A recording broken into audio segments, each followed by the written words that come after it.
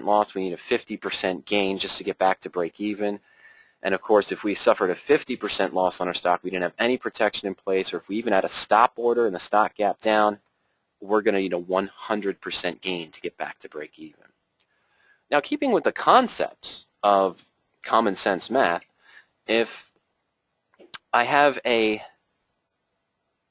10% loss and I need 11.1% gain to get back to break even, or if I have a 50% loss and I need a 100% gain to get back to break even, if I have a 5% loss, I just divide by 10. Does that mean I just need just double it? Does that mean I need a 10% gain to get back to break even? No. If I have a 5% loss, I only need about a 5.62% gain to get back to break even. Now, what's more realistic in the market? Taking a risky position, having a 50% loss, and then expecting to see a 100% gain? We're trading with protection, having a 5% loss, and then only needing a 5.62% gain to get back to break even. Which do we think is more realistic? Now, folks, that we don't consistently profit in the stock market is because we don't know the math, we don't understand the underlying math that follows that principle. It's beyond picking stocks and timing trades. It's about limiting your risk, keeping in protected positions so you never suffer a loss where you're scrambling to take on riskier positions just to get back to break even. Now, would you be surprised to learn that you can be wrong more often than right and still make money? Let's think back to that GMCR position for a moment. Kurt was risking $5.90. It's the most he could have lost on the position even if GMCR went down to zero. But when the stock took off, he was able to make $10.90 of profit. Well, he's risking nickels to make dimes. Let's see how that would play out. We're going to navigate over to the radioactive trading screen right now. And I'm in the main, hold on, I apologize here. Let me move this over. There we go. Let me slide that on over there and open that up full screen for everyone. And I'm in the Resources tab on radioactive trading. And what we're going to want to do is go to the Trade Simulator tool. Now, what the Trade Simulator tool is going to show us is a simulation of a trading record. Let's assume that we're going to see how our trading record will work. If every time we're right, we're expecting to make 10%, and when we're wrong, we're going to limit that to only 10% loss. And we're going to take a probability of about 50%. What I'm going to do is flip a coin 100 times. Heads, I win and make 10%.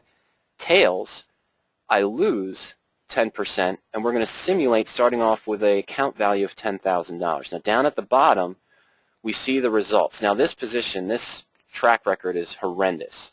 We're only right 42 times out of 100, 42% of the time.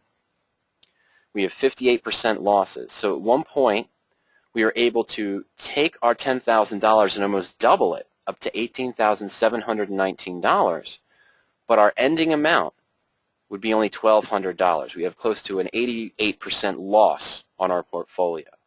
Well, all we have to do is have more wins, right? We just have to make sure that we're right more often than wrong in order to make money. Well, let's go ahead and refresh this. All right, we're right 50% of the time, so we did a little bit better. We increased the high value, well, our high value, I should say, was $15,000, but we still ended with a 40% loss over a long time horizon. Well, we got to be right more often than wrong. Well, here we're right 51% of the time. That's still not good. And this is random every time, so we're just going to try to find. There we go. This is what we want to see, isn't it? So we have a great or pretty decent trading record. We're right 58% of the time. We took our high value for account up to $30,000, and we ended up over the time horizon tripling our account value, $30,000, 127. That looks fantastic. Now, we did have a little bit of a scare here. The low value during this trading record, we were down 38%. Yeah, maybe we would have abandoned this trading record at that time. You know, after we suffered several losses and saw a 38% decrease in our portfolio, maybe we would have maneuvered away from this. We would have stopped focusing on this. But let's say we stuck with it. So we did have a low value of $6,270, and we ended up tripling our portfolio. But what's possible? In this trade simulator tool, I have a default selection, and I'm going to go to the married put selection. And I'm actually going to adjust this a little bit.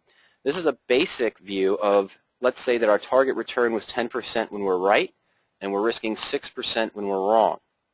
Well, here with a great trading record, we were right 57% of the time. We took that high value up to almost $200,000, and because we won over here, this is our win-loss record, because we had 4 wins in a row, we never dropped below our initial starting point. Well, that's probably more of a little bit of luck than anything else, just random occurrence of what's possible with our win-loss record. Let's change this a little bit. Let's lower our expectation when we're right to, let's say, about 8%. At the same time, let's take our loss limit down to 4%. Is it possible to trade where you're only risking 4%? Absolutely. We're going to take a look at that in just a little bit. Now, what happened here? Now, we didn't make it, what happened here? We were right 50% of the time. 50% of the time, we had wins. And we won 8% when we were right, and then we lost 4% when we were wrong.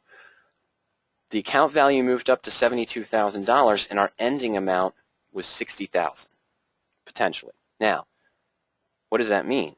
Remember our other record. We were right 58% of the time and took our account value up to $30,000.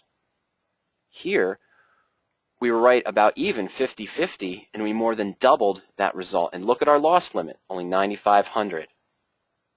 So we didn't really have a scare. We had only lost about 5% of our account value when we started, and we went up about 6 times our account value here.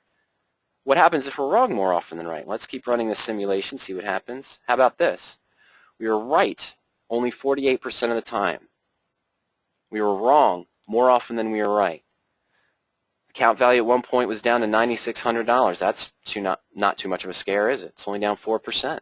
But over a long time horizon, the potential is to make about $48,000, almost 5 times what we started with, being wrong more often than right, but controlling the one aspect we can't control. Can I control in the market how often I'm right? No. Can I control how much money I'm going to make on a position when I'm right?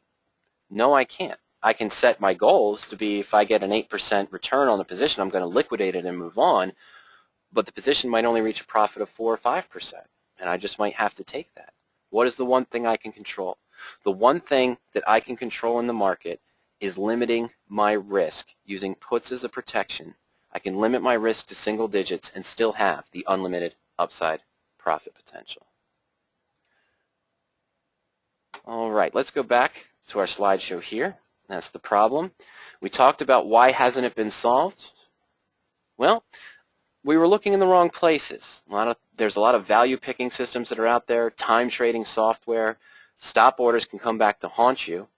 Diversification is taught, and diversification is something that I still apply in my portfolio with the protective married put positions. But think about this. If you were diversified during the market crash of 2008, if you had 35 stocks, how did that work out? Well, it didn't work out too well. You now have 35 stocks that might be down a total of 30-35%. And of course, we have a lot of our investors, a lot of our attendees are using covered calls right now as a way to hedge their positions. And that's fantastic. I mean, that's a valid method, but there's a secret hidden problem with covered calls, isn't there?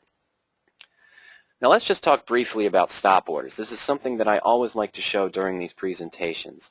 This is a position back in 2007. It was Daktronics that Kurt was looking at. And right around this time period, after a good dividend payment, 2-to-1 split, and good earnings, Kurt was looking to open the position at around $30 per share. Well, if he followed the standard rules of a stop loss and he applied a 10% stop loss to this position, he'd have a stop set at $27. Well, the day after he would have entered the position, what happened? The earnings did not impress, even though they were up, but projecting forward, it did not impress, or probably didn't match expectations, and the stock plummeted before the market opened. So it opened at about $24 and went down from there to about $23, $22.80. What's the problem with the stop order?